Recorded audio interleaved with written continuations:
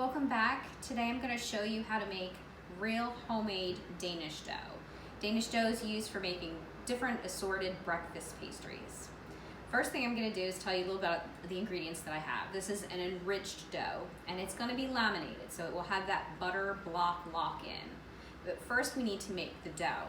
The first thing I need to do is begin to activate the active dry yeast that I have. I have 4 ounces of whole milk. I brought it to room temperature. You wouldn't want to get it any warmer than 138 degrees because at that point the yeast will die. Since I mean to keep this cold throughout the process working with it, really room temperature about 68, 70 degrees is plenty warm enough for your milk. To the milk I'm going to add 1/2 of the active dry yeast. See some sticking in there. Again, you want to be sure to get it all out, because it does make a difference. Baking is a science and things have to be precise. All right, I'm just going to give that a little bit of a stir,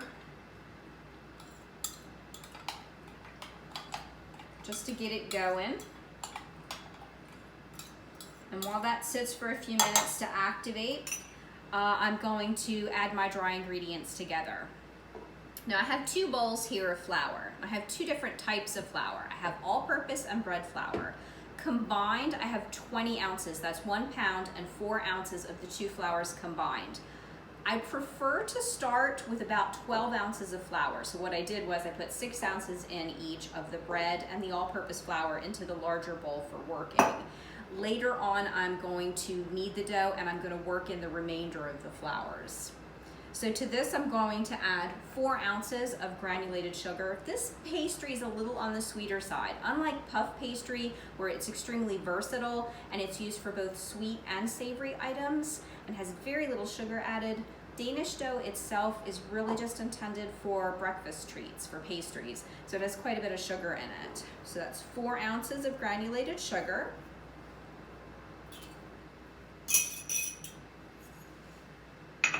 1 teaspoon of salt, 1/2 teaspoon of good quality cinnamon. I use the good Saigon style. I'm gonna whisk that together. Make sure that it's incorporated and that there's no lumps in it. All right. My yeast is in pretty good shape. I don't have to be too worried about making sure it's really moving along too quickly. So I'm gonna go ahead and just start working with it. Typically I'd leave yeast about 5 minutes to activate, but I want this to have a very slow ferment because I mean to be working with it a lot. All right, so I have my yeast. To that yeast and milk, I'm gonna add 2 eggs, 1 teaspoon of vanilla extract. I'm just going to mix it together to break up the eggs. Most of the mixing is going to be done in the bowl with the flour, but this is just going to help me in the process.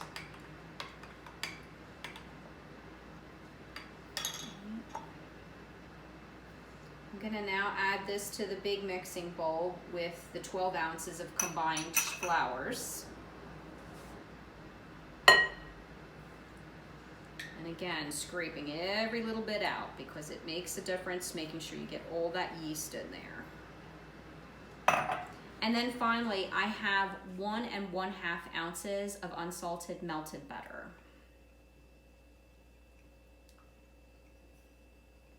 We're going to add a lot more butter to this as time passes, but we're going to do that through the process of lamination. All right, I'm going to mix it in.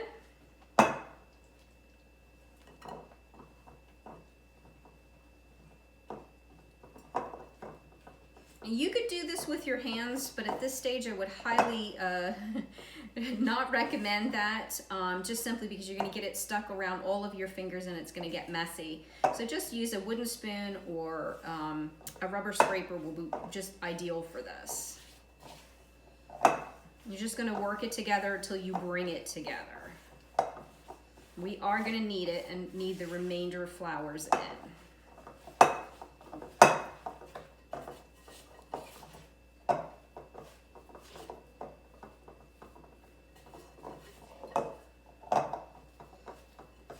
can really smell the cinnamon and the vanilla as you're stirring it. It's really incredible. Okay, so I've got a nice little dough ball here. I'm gonna stop at this point and I wanna start the knead. Now that my dough ball has pulled together all of the first part of my ingredients, I wanna knead in the remainder of the flour, okay? And again, this is a combination of both all-purpose and bread flours. I put in 12 ounces. I'm now putting in the additional 4 ounces of each of those types of flour. So I'm gonna just start by putting some down. It's gonna be a sticky dough, and that's why having this extra flour on hand is ideal. We're gonna work it in and we're gonna begin to develop some nice gluten network. All right, so kneading, folding it over onto itself and giving it a quarter turn each time. Just pulling the flour in towards it for it to pick up that remaining flour. This process will take you 3 to 4 minutes. All right, I'm putting down just the last of the bit of flour here that I need to work in. This is a very tight dough. It gets tighter and more elastic the more that you knead and work it on your work surface and the more of the flour that you add into it. If you don't get to add, if it seems like it's getting really dry and tough, you don't have to add all of the flour in. Simply put that aside. That can be used as your dusting flours for when you do your single bookfold turns. You can see I still have a little bit here. And I'm just gonna go ahead and leave that there for when I come back to roll my dough. I'm gonna let my dough rest just about 5 minutes to relax the elasticity. So I let the dough relax for about 5 minutes just to relax the gluten, make it a little bit easier for me to roll it out. I need to roll it out the size of this sheet pan. You can see I've already prepared it with a little dusted flour. And if you don't have a pan this size, you could always, to kind of gauge what you're doing, 12 by 18 is a really good number for rolling the pieces. All right, so I always say this, that if you start with something round, it's a good chance you're gonna end with something round, but if you wanna start with something that's more rectangular in shape, you kind of have to manipulate it into that shape. So what I typically do is kind of pull the corners to kind of square it off, and I'm gonna roll it out. You can see it's already still very elastic. And if you bunch to the center and keep rolling, that should help you with your rectangular shape. Pulling the corners. Oops, pinch it back, I got a little tear.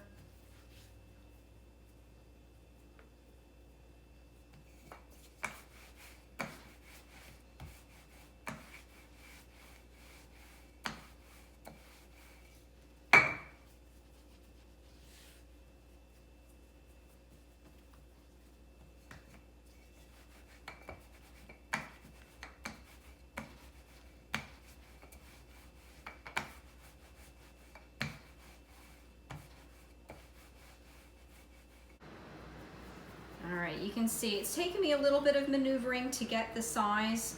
I've rested it slightly for a few moments here and there. It's very elastic, and it requires a lot of time and patience, but it's like tending a garden. It's the result that comes out at the end. So you have to think about that as you're working with this type of pastry dough. I'm just about the right size. I have 12 across and I have almost 18. It's a little bit thick here, so I'm just gonna hit it a little bit more with the rolling pin. If you get it too wide, all you have to do is just kind of scrunch it up a little bit. It gives you a little bit more of the thickness that you need to then roll it long. And remember, it's going to spring back on you a bit, so it's okay if you do go a little bit long on it. And remember to be showing attention to those corners. It will be important to have that when we do the butter lock in. All right, I think I've got it just about right. I'm gonna go ahead and roll it onto my rolling pin, and then I'm gonna roll it right onto my floured tray, and then put this in to refrigerate. Needs to refrigerate about an hour. I wouldn't go more than 90 minutes or it's just gonna get too cold to work with. You can see I need to shrink it down a little bit because it should fit just in the bottom of the sheet pan. And again, I'm gonna pull those corners, make them as square as I can. Alrighty, I'm gonna wrap this with plastic wrap and I'm gonna put it in the cold refrigerator for about an hour. Okay, so my dough's been in the refrigerator for about an hour and I pulled it out. At this point, I need to lock in the butter. So I'm gonna show you how it's done. What I did was I created for myself a little template of how I'm gonna place the butter on the dough. And I've marked it with a Sharpie, so I have Sharpie side up so it's not gonna touch the dough. I wanna work from my left side in about 1 centimeter, and I'm just gonna use this pizza wheel and just kind of go over it so that I can make a mark on the dough that's gonna show me the square I need to stay in. It's like a little border for me. The measurements are 10 by 9, okay?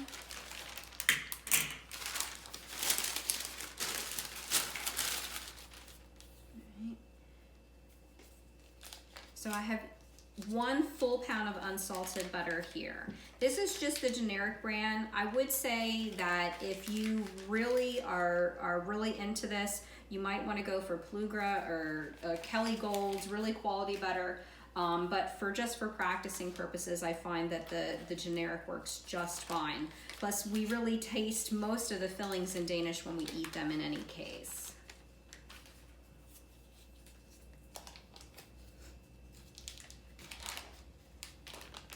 This butter's fairly soft. And during the process, I want it to be soft enough that it's pliable, but I don't want it to be so soft that it's going to incorporate in the dough during the lamination process. And so that's why you'll see we keep taking it in and out of the refrigerator so that we have time to chill the dough in between the turns. Just going to press it out. Try to do it as evenly across as I can.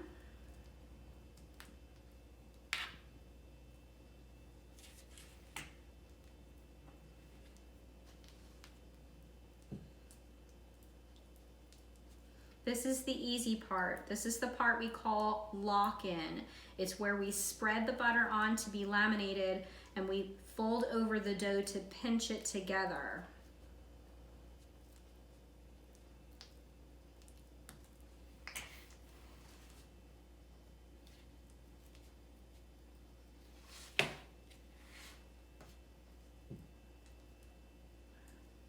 Now this particular lock-in stage is not one of your turns. We're going to have to do 6 full turns for this recipe. Look at how much butter that is.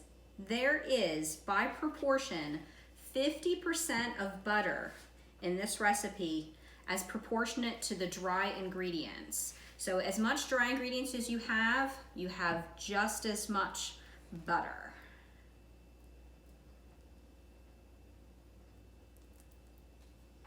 All right, I feel like I've gotten it pretty level across. Even this last bit that's on the spatula, I want to get off. I'm not gonna waste that. I try to waste as little as humanly possible because every bit counts. Alrighty. At this point, I have to fold it in thirds like I'm doing a single fold. Remember, this one does not count. This is the lock-in. So I'm going to fold up 1/3 and fold down 1/3.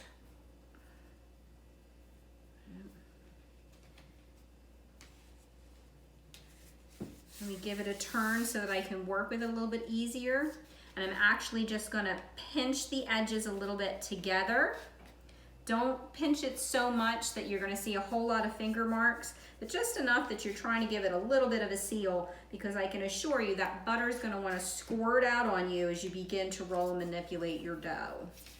Alrighty, I wanna put a little bit more flour down on my tray. And I need to roll this dough back out to the same shape of the sheet pan as before. And I'm gonna do that seam side down, so I'm gonna turn it over. Take my rolling pin. And this can be tricky because it's hard to get in there. Just take your time with it. And you can also kind of like pound it a little bit with the rolling pin so that you're helping to not squeeze too much of the butter out.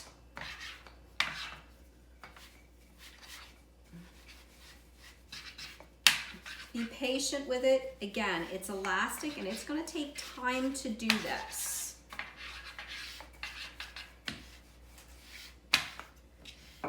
Stretch it a little bit.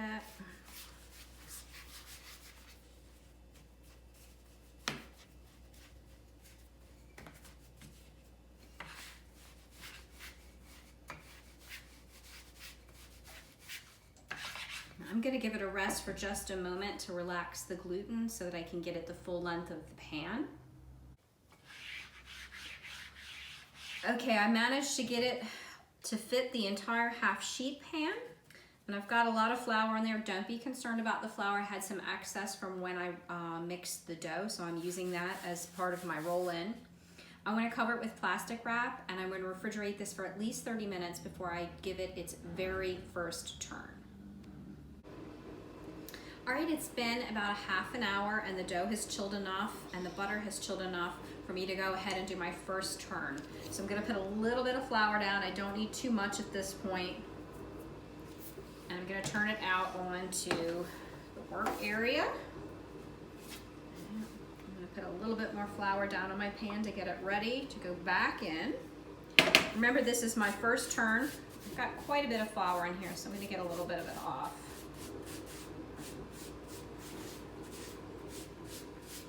If you let it get chilled more than 30 minutes, the chances are pretty good that the butter is going to be not pliable in the way you want it to be, but more rigid, and you're going to get more breakage as you go to work with it. So don't go them more than 30 minutes, and if you have to, say it just gets too late in the day and you need to leave it to the next day, or you just get busy with other things, let it sit out just a couple minutes before you go ahead and do the turn. So again, I'm going to do single book fold. That is like we're folding a business envelope. So 1/3 down.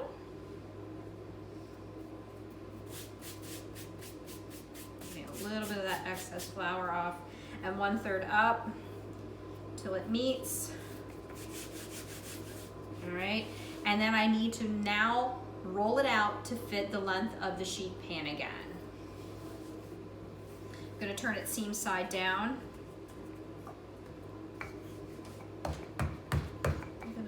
Just a few pounds to get it started. You can see I've got some butter that's squeezing out a little bit along the edge. Don't be too alarmed by it. We have a little bit of flour here. If I need to, I can pack a little bit on there just to keep it from, keep it on the dough and not getting stuck to the surface.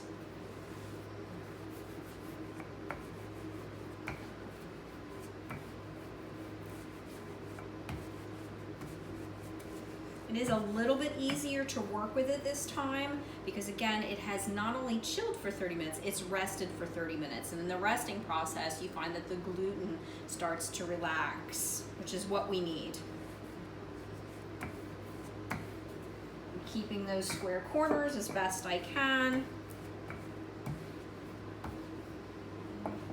You can see I've got a little bit of butter squeezing out. I'm simply just going to tuck it back inside. I don't want to lose it. If you can move your dough around on the work surface, it's not stuck, and that may seem like a very elementary thing to say, but a lot of people, when they're working with doughs, that's the biggest challenge they have. They're not paying as much attention to whether or not the dough is sticking, and once it gets stuck, then peeling it off, you run into a problem where people become very frustrated and they lose the confidence to work with doughs. They're actually very easy. You just need to baby them a little bit.